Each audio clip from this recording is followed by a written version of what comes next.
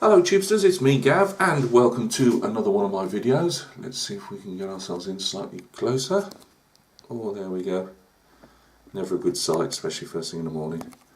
Right guys, today as you can see by the title of the video, we are unboxing these, which is the Perry 28mm plastic Agincourt night set. Now only a couple of videos ago I did let slip that I've got no interest in medieval history at all, to say we live in a land of castles, and in fact in the borough where I live we've actually got one strategically placed, as they always are, on a hill with half the town missing because a lot of them were used in the English Civil War as defensive points. So after the English Civil War, so they couldn't be used again, a lot of the towers, you'll find a lot of the towers are, they obviously undermined and put gunpowder under and blew the towers up, and ours is like that. It's actually a zoo, or zoological gardens, whatever you want to call it. Anyway, I digress as usual. Yeah, these ones are just going to be my normal mercenary self, painting for the enjoyment of painting them and then selling them to, you know, get some more income in. I've chosen these. I was going to get some plastic. I'm not a big fan of plastics, not because of the painting aspect side of it. Again, more the mercenary side of it. Metals sell better than plastics. Big tip for you, unless you're going to paint them, you know, really quick, and you can make your profit that way. I'm going to try a different couple of techniques on these. It might work, it might not. I'm going to try my airbrush on them. I'm not sure about airbrushing the figures. That's a lot of work. You know, there's obviously colour variations. You're continuously cleaning your airbrush out, and I don't really see where the speed would be attained in. I know a lot of people spray Space Marines and things like that, but I question whether, apart from just enjoying airbrushing them, I question whether, again, sorry, but the mercenary side of it, whether you'd make your time up with all the cleaning of the airbrush out and things like that. But I want to airbrush the horses. It'll be interesting to see. Obviously war games horses tend to need some more contrast on them. You're not doing these as a larger scale horse, like I've got to do the unboxing of the First World War yeomanry, British yeomanry mounted cavalrymen, more or less, in Palestine in 1917, digressing again. But what I'm trying to say is, with that, the blend of the paint needs to be smoother, whereas on a war games horse, in my opinion, depending on the size of the figure, it depends on how stark the contrast, so it can be seen on the table.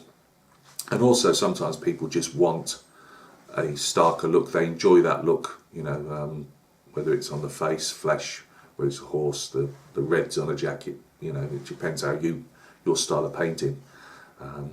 But I am going to try my airbrush on these. There will be different colours, but just to see how well it works, really. So that's why I bought these. It was more of an experiment.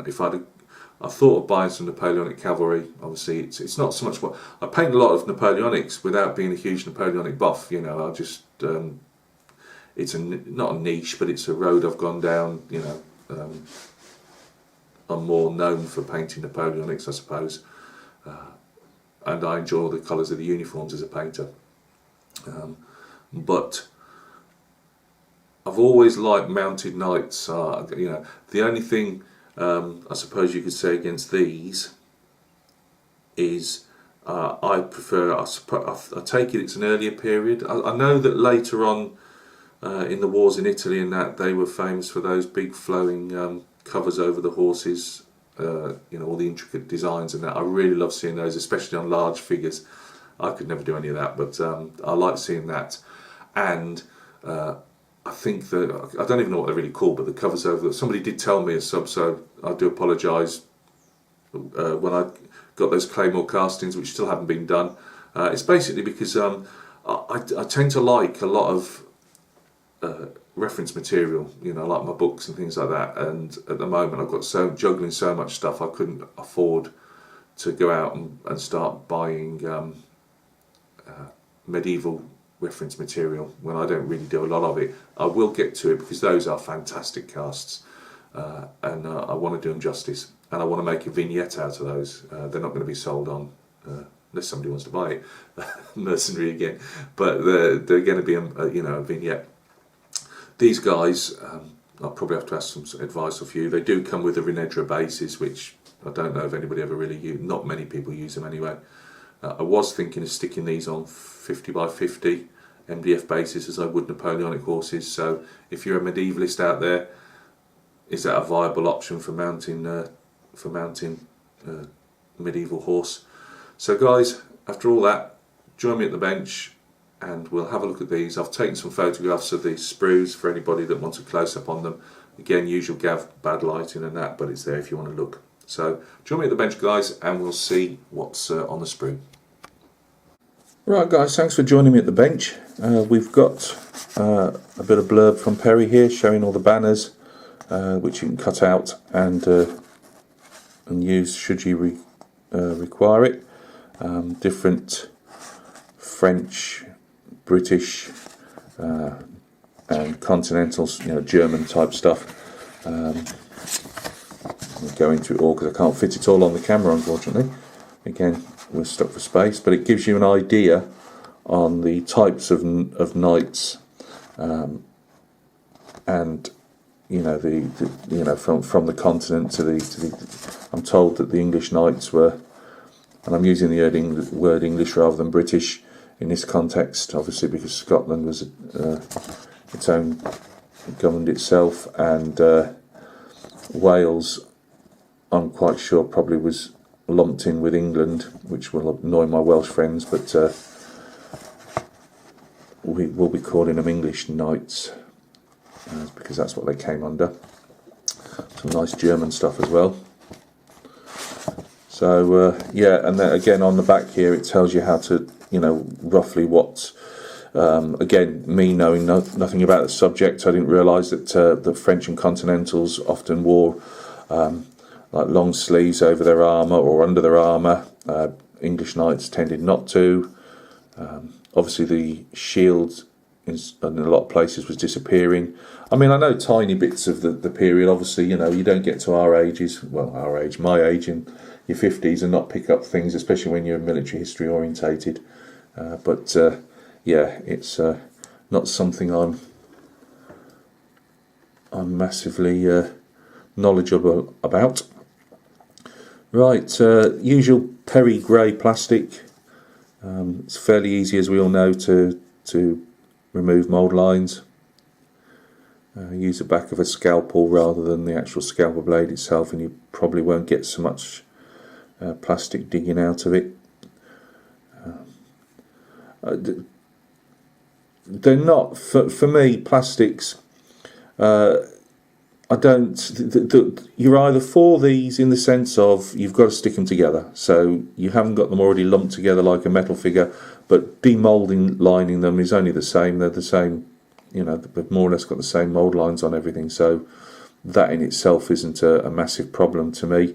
You've just got to, be okay with sticking them together. I mean, I'm looking at these lances, and they're all fairly straight at the moment till I get my hands on them.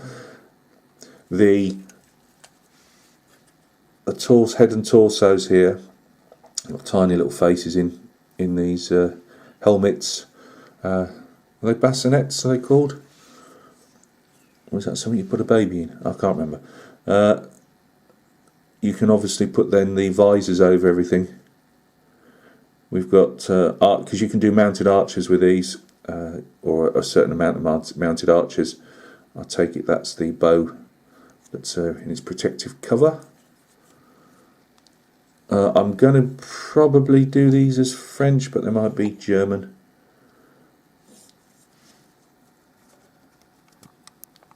Let me just see if we can get our camera up slightly without tipping over. The trousers, not trousers are they? But the legs. The legs have obviously got all the armour on, different types. We've got leather jerkins. these look like the type of flowing sleeves that you can put on your continental knights. English knights often wore these, so the Perry say. Again, I haven't a clue. Wear these, not a torque, but around the helmet anyway as an identification. We've got some chainmail for our horses. As I say, I must admit, I'm more of a fan of the slightly earlier period. I take it was in the earlier period, with all the colourful horse coverings. I really like those. I think I paid about £18 free postage with these, so I don't think that was too bad. Again, I'm not teaching you to suck eggs here. These have been out a while, I know, but as usual, as I always say, if I buy something, I like to put a video up on it. I'll do a mixture probably with the lances, maybe the odd. I'm not sure if I'll go all lance or well, I'll have one bannerman and mostly lances, I think. I've got like a Turkish style or Arabian style scimitars. Saracen was the word I was after. Again, there'll be, I can't tell, but there'll probably be bold lines down the side of those, but again, it's nothing to take a skim down. I usually use the back of the scalpel, as I say. We've got a quiver, I take it, for arrows there, spare arrows. So yeah, you can have with the torsos, you can have multiple. Some have already got moulded on, some haven't, and you can have them with the visors. Looking at the artwork or the I say artwork, the ones that they've put together themselves. You can have them with the helmets with the visors right up. It really is up to you, obviously. You'll probably get a fair amount of spares out of these if you're a medievalist. Again, I'm teaching you to suck eggs here. If you're a medievalist, you've already got all these probably anyway. But for anybody that's stumbling along this video and is new to this particular period, this is what you get. We'll get a bit of armour on our horses, I think, just to get a bit of difference in there. Good that we've got empty scabbards. I've seen that before, not just on horse and bow spear type ancients and medievals. I've seen it on Napoleonics and that, where sculptors have got the hilt of a sword sticking out when he's got out of his scabbard when he's actually got one in his hand. Here's our horses, much on the same style of the Napoleonics. Obviously not the horse furniture itself, but the style. They're very nice. I liked it's what attracted me to when I did those not cuirassiers, carabiniers that I did a couple of years ago. It was the horses. I'm not gonna. Let's just have a look. Yeah, I had trouble drilling these. I did try and drill the front of the reins out. I might do that, and I might not. It was if there's a spare head, I might try it on that. I mean, you have got a gap there, and that's nice to see. The French Napoleonic ones were all solid, and I ended up going with that and just painting the colour of the horse in the middle. But I do prefer to see the reins like I do on the ABs that I paint. I like to see them a bit of a gap. So probably a bit of filling here and there, but again, use your plastic putty. This is what I use. It's Vallejo. You obviously put it on neat. You can water it down if you want to, make it more pliable. But then once you've applied it, just wipe it off. Put it into the cracks. As long as they're not really deep cracks. I mean, this is for thinning, for filling thinner joins. But yeah, it'll wipe off the sides, and if you've got to sand it down, it sands back really easy. Just let it dry out first. So there are horses. We've got about 3 sprues of these, as they're in halves, but I'll show you them all just for the sake of continuity. But I always found on that plastic nap one I did, they fitted really well together. So there was a bit of filling, but not a lot. Again, you don't have to go down as far as filling in the gaps. I've noticed a lot of people on their videos don't. You know, it's really how much time and effort you want to throw into something. Just got one more, guys. There we go. So more or less showing you the same stuff. You tend to find that that was the other thing that I found with my Napoleonics. Obviously these are quite flat, so I painted on horseshoes. You know, just a bit of a frog in the middle, as they call it. I think that's what they call the middle of the horse's hoof thing. I put a bit of black there to show the frog, and put some metallic round, and then just a couple of little dots of black to show where the nails have gone in. Again, it just livens it up slightly. Let's see if we can cut away to a cutaway. Hey, it's sounding more professional by the day. Right, that's our Mounted Knights. That's the artwork on it. Mine probably won't turn out anything like that, but we're going to give it a go. I'm thinking I will probably keep the. I wish there was some way the Perrys would give you separate sheets, because you end up cutting away a lot of the good information that they give you in you know, cutting out these banners and other, you know, colours, that's what I'd call them, flags, in the Napoleonics that I've painted over the years. I don't do a lot of plastics, but I've painted 2 or 3 units, I think, of foot and cavalry. Yeah, and I just wish they would do that, to give you a separate sheet. I know it's more money. I'm sure they could pass it on to us as a price, because you know, you end up wrecking the stuff behind it. So I'll probably only have one banner, and I will pick that out and hand paint it myself. I'm quite sure you could actually, you know, trace it on or whatever, you know, with putting some light paper over the top, or just freehand it. So guys, thank you very, very much for having a look at these Agincourt Mounted Knights 1415 to 1429 28mm hard plastic 12 mounted figures in the box, and they're from Perry Miniatures.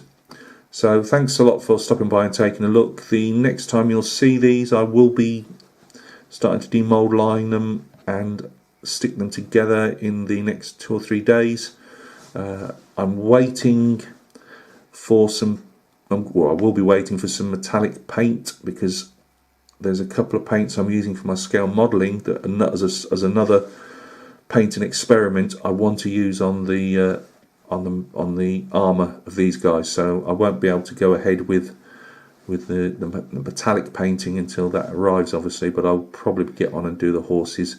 But I'll more than likely have all the knights built, everything gets built and ready to go. So guys, you take care of yourselves. I do thank you for stopping by and taking a look at this video, and I wish you all the success with your projects, and we will catch each other very soon on another video. Cheers.